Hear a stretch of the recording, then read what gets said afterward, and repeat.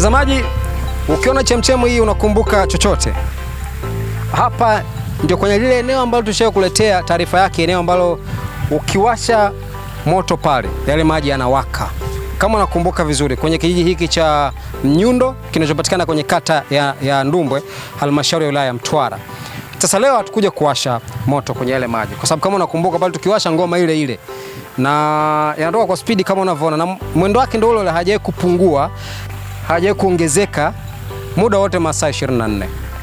Na leo tumekuja kuonesha kwamba bado maji yapo, na tayari ninapozungumza nawe watu wa utafiti wa masuala ya gesi na mafuta walishafika hapa na wametuambia kwamba eneo hili lina gesi. Maji haya yana gesi. Kwa hiyo kama kuna mchanganyiko wa gesi, na maana tumejiridhisha kwamba kuna mchanganyiko wa gesi. Kwa hiyo tumekuja kukuambia tu kwamba bado maji yapo na yanaendelea kutoka kama unavyoona. Na baada ya sisi Faida Online TV kutoa taarifa ya hapa, tunashukuru taasisi mbalimbali, mashirika mbalimbali ambao yanahusiana na masuala ya gesi na mafuta walikuja hapa, kwa pamoja na PURA, watu wa TPDC na wengine walikuja hapa kwa ajili ya kuweza kujiridhisha na hilo. Lakini imesaidia sasa kuletwa kwa mradi mkubwa ambao unafanya tafiti katika mikoa miwili hii ya Mtwara na Lindi, masuala ya tafiti ya gesi na mafuta, na tayari wameweka vitalo kwenye maeneo mbalimbali kwa ajili ya kuweza kuangalia na kupima kwamba upatikanaji wa gesi na mafuta upoje katika maeneo mbalimbali. Kwa hiyo tunashukuru kwamba mara baada ya Faida Online TV kuvumbua hili jambo, limeleta matumaini na matokeo chanya kusaidia kuja watu mbalimbali kwa ajili ya kuweza kufanya masuala ya utafiti. Sisi kazi yetu ni hiyo, kuibua.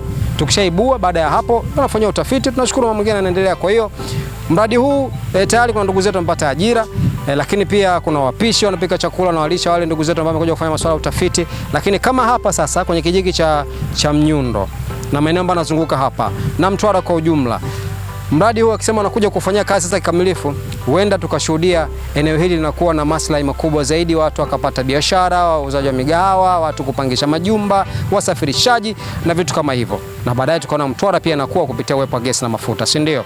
Nadhani unakumbuka na watu tulivyoanza kule mwanzoni, sio? Sasa kwa sababu tayari jambo linafanywa kazi, tukaona haina haja leo kuja na kiberiti kuja kuwasha, kwa sababu ukiwasha pale ndo anawaka. Lakini yakishawaka kuzima kwake ni changamoto. Lazima utumie mchanga wa ule ambao umeloa, au la utumie majani. Tena utumie nguvu hasa kuzima.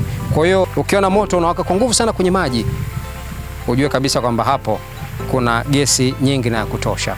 Yes. Kazi yetu Faida Online TV ni kukusanya na kukuletea uweze kujua nini ambacho kinaendelea katika maeneo mbalimbali. Leo kwenye bonde hili tumetembelea na tumekuja kukuletea hichi kitu uweze kujua nini ambacho kinaendelea. Watu wa field pasi na hiana, pasipo na bukudha.